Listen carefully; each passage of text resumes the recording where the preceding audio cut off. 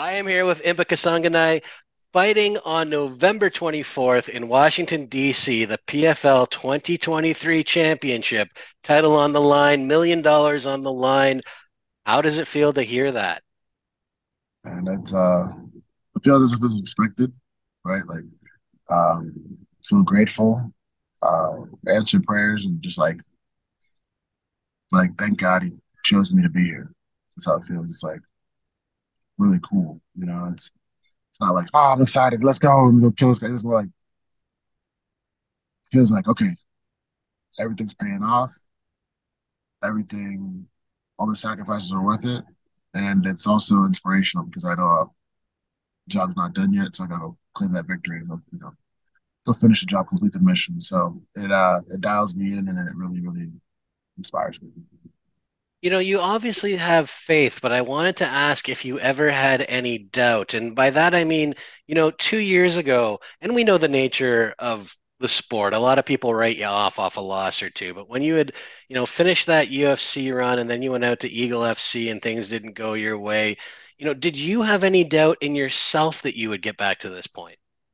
No, I always believe this is where I was, where I am. It's I had to reorganize to get some things correct. It wasn't that I never lost my faith. Really, like I lost his faith in me. It was more so like kind of got lost in my path a little while, right? Or maybe I was still in the right path, and God, that's where God had to bring me.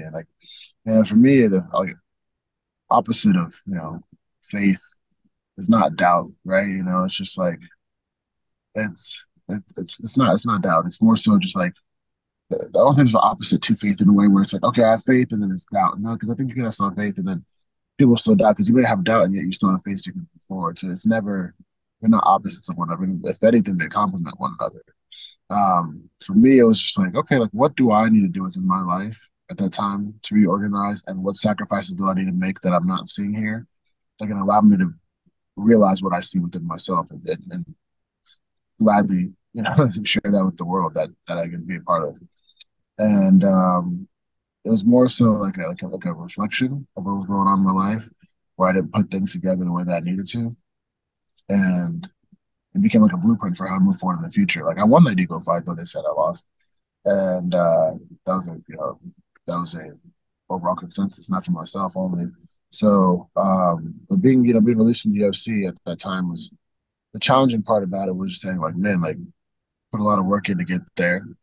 I'm wondering why I still wasn't though, overall under the banner, you know, like 4-2 with two contender series wins, but 2-2 in the UFC itself. That was like one of those things like I knew I was better.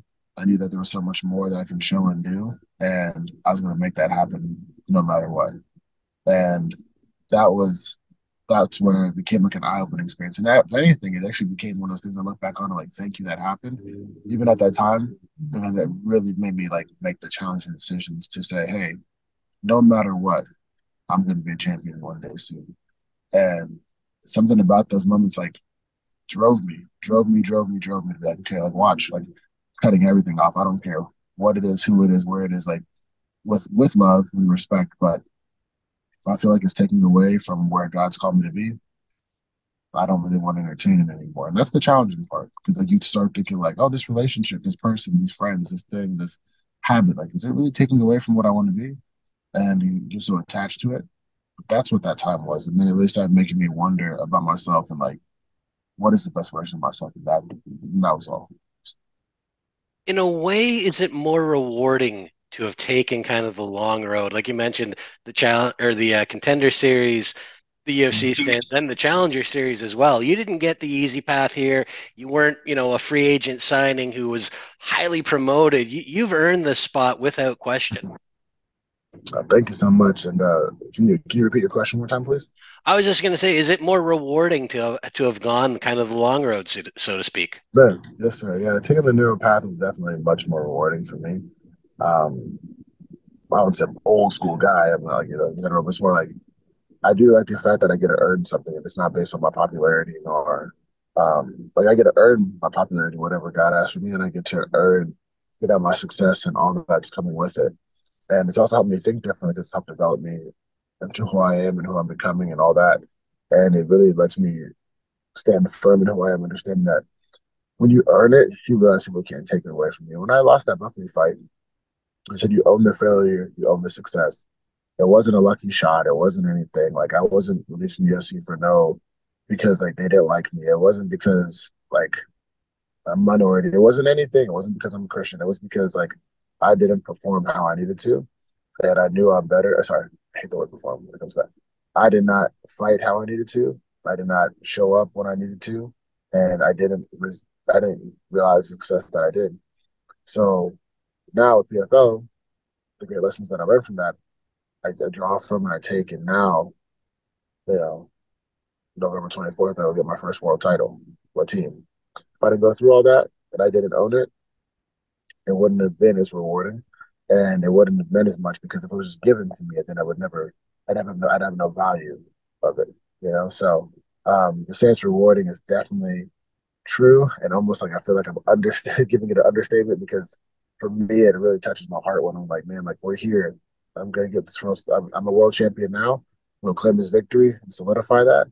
It's it's like, man, it was worth it, and that's like a great feeling. Like when you're climbing up that mountain, and you get an MMA world title in the major organizations, like you get to put yourself in the history, your family's name in history. I get to share what God's done for me, most importantly, and I get to share like with my team and the training partners and all those that have helped me get here, and the decisions of like leaving my house in North Carolina and moving here with everything in my car and all the struggles in between. You're like, man, but for that moment, it's so worth it. And for all that's going to come with it, so worth it. So yeah, very, very rewarding.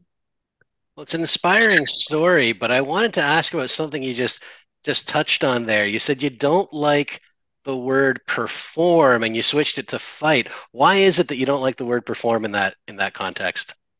Yeah, because we're not like people. It's not. It's entertainment for those who watch it, and I respect it.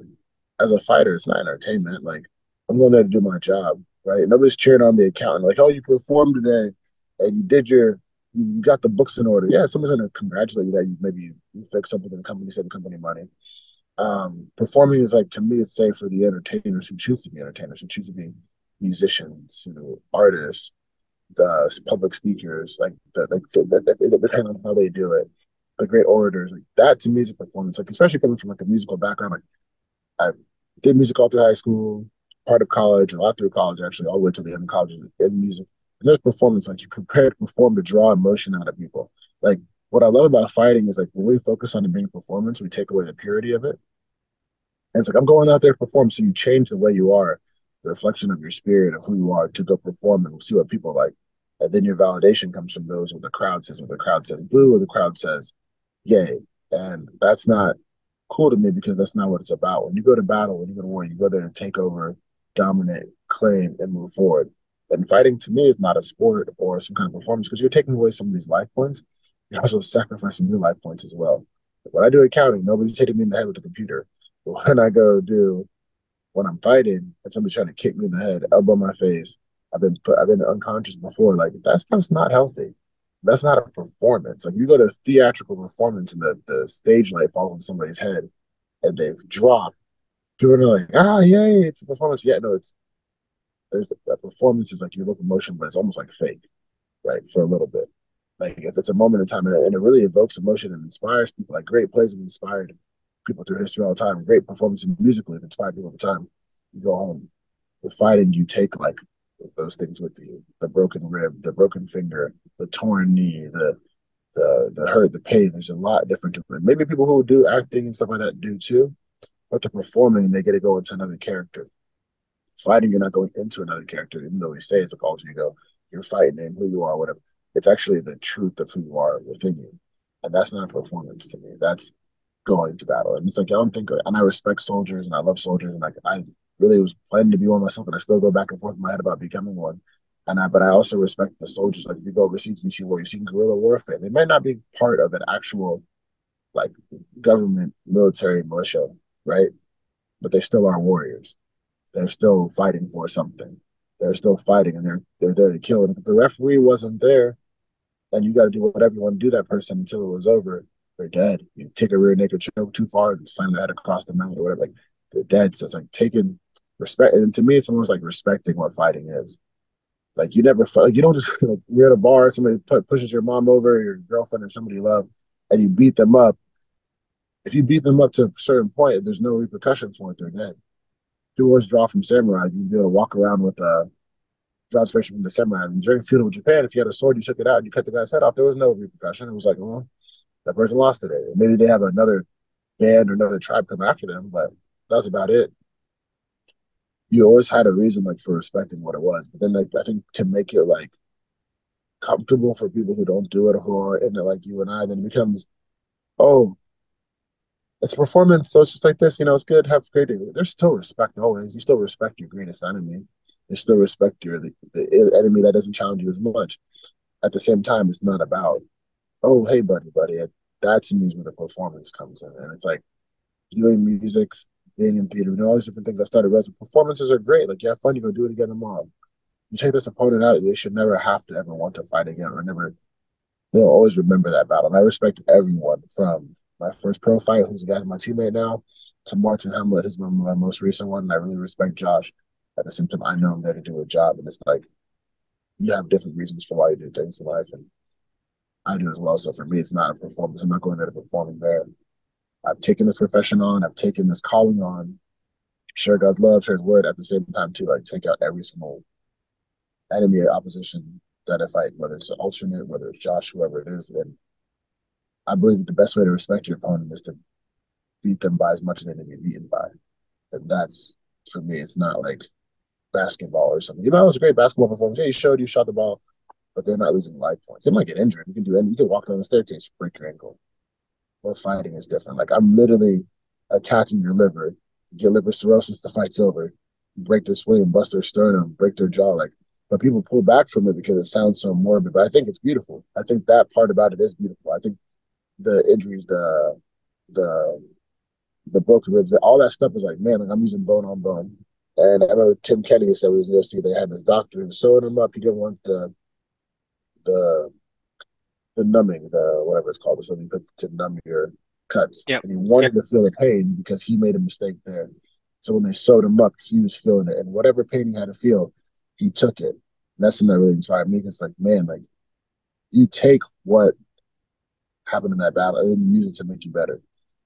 And it's like in Western culture, we talk about wins and losses, which aren't so important, which they are very, very important. But it's also like that's not the defining factor. It's like you went so deep into something, and that's where I think the poem "The Man in the Arena" comes from. The speech. It's like only you would know once you're in there. That's what I love about journalists and people. You are sharing from your eyes the blood that maybe falls under your computer or to your notes as you're sitting there cage side. Like you feel it, and that's not a sports thing. It's not like a oh yes, my favorite guy get a touchdown. Great. When you see this guy, you hear the bone smashing against his skull, and you know there's a fracture there. That guy gets back up and does it again.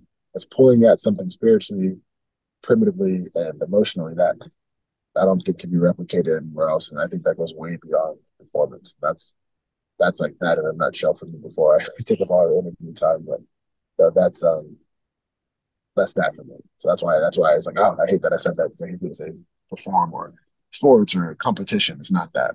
It's not that at all. Well, don't worry about taking up the interview time because I love the perspective there. The line that always comes to mind for me is you don't play fighting. You play football, you play basketball, you don't play fighting. There's higher stakes, like you said, in terms of life points. We should, however, probably talk about this fight. Obviously, you mentioned you have plenty of respect for Josh Silveira. Is he someone you expected to see in this final? I did. I've been saying that from the get go. My coaches will. Like, with that, Josh would be the one to be he and I in the final, and I really respect that. And he's got great coaching, good coaches. He's experience, knowledge. He's been putting together well. Been in the PFL for a little bit, and yeah, I saw like the way his matchups were and the people he's fought, and saw his fight to get into the semifinals, and like you saw he was making improvements. So like I love that about him, and it's like he's on a good path. So uh, I believe that we were destined to meet, and I'm gonna go take him out in his victory and move forward. Is there any, he's obviously a member of a American Top Team. You, of course, have worked with Killcliff. Mhm. And I think of the lineage there dating all the way back to like the Black Zillions and Henry Hooft being there. Is there still a rivalry? Because I think of like the old tough season where they did ATT versus Black Zillions. Is there still a rivalry there between the gyms? Maybe for some people, not for me. I look at it as like we're better, we're a more dominant team. We have our own ethos, our own way of living life. So it's not so much like I'm trying to rival them and take what's theirs or what they have that's ours. Like I believe what we have is ours, and we're gonna keep doing great. And I'm honored to be here. I didn't grow up in that. I'm not from South Florida MMA originally. I grew up like I'm from South Florida originally, but I grew up like starting in North Carolina, watching from the outside in, which I believe gives me a clearer mind, right? I don't look at it as like, oh, this is the rivalry. Maybe for him, he especially grew up and it's close to home and it's emotional, but I'm cold about it. Like I'm not I don't see them as a rival. I get to represent who I am and who, well, like any gym, any camp that we get to go to battle against. The focus is to dominate, take them out, and take all that's ours, right? So it doesn't matter if it's ATT, if it's City Kickboxing, if it's Syndicate, if it's True Couture, if it's whatever gym that I fought so far. I fought American Top Team in Atlanta. It doesn't matter to me. It's like if you're an opponent, that's it. And I mean, I think there's some people that see, sorry, I see there's some people that see that stuff, but for me, I look at it as like I have a job to do, a mission to do, and you go complete the mission. That mission comes in about a little over 2 months away now. Um, at this point, is the anticipation starting to build? Is it kind of you wish this fight would get here already? Because I know the next one is always the biggest one, but this literally is the biggest one. I don't I see it as the next one. It's the biggest one to date, as is every battle. Like when I was outside the UFC, Coach Jones made a great point. I said, "Oh, hey, would you corner me this fight? I know it's not the UFC. He's like they're all big, they all matter, right?" And that's how I look at every single one. They're all the same. I believe that as fighters, as professional quote unquote athletes, right? Like you should always be making millions already every fight. So I've always seen myself there. So now it's like that I've seen myself there earning millions per fight. To me, this is another battle in the war that I'm in the path that I'm on. It's not, oh, this is the big one. It's like, okay, this is the opponent. This is what comes with it, right? Because like I look at it like people. You meet some people and billionaires, they're wearing jeans and a t-shirt, and some are wearing the finest clothing, and you would never know, right?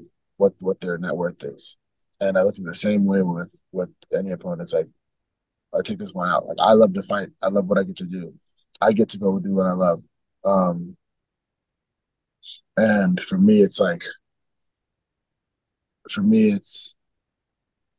one. I'm grateful. I'm gonna become world champion, but I always see myself there. So now it's like, okay, like expect yourself to be here. Like you asked me in the beginning, it's like I expect myself to be here. So that I'll go do my job, money coming with the title coming with it. Right. It's not like, ah, now it's a big one I gotta change it. So like I wanna become the best version of myself, still rest, do this. And because as I've been training um um since like I've started, I've always seen myself as a champion. So I've always been wanting to um work as if I'm already champion. So therefore, when I get there, it's nothing new. It's okay. You're here. You expect yourself to be here. Awesome. 5 rounds. That's what you're allotted. Still go take this guy out. Still do what you do. Still have that standard. But the standard for me is higher than it strictly being a title. The standard for me is higher than it being $1 million type. The standard for me is like one day being in the Hall of Fame, which I believe that I'll put myself in based on the work that my coaches and I put in. It's higher than this. So to be the Hall of Fame, I think it's way more than one title. I think it's way more than one good fight or this. I think it's partially it's going through what I went through in the Buckley fight, going here, claim this victory, and moving forward. I believe it's changing the landscape of MMA, changing the landscape of what how fighters think, how fighters earn money, how fighters live their life. Um, but for me, it's about being the absolute best version of yourself. So this is like a notch in the belt of my own personal belt for my life, but it's not like one of those things like an added pressure or anxiety or anything like that. If anything, it's more peaceful. So that's all. That's all it is for me. When you talk about more than one title, and maybe we'll this might be looking a little too far ahead, but cart before the horse, but I'll ask it anyways.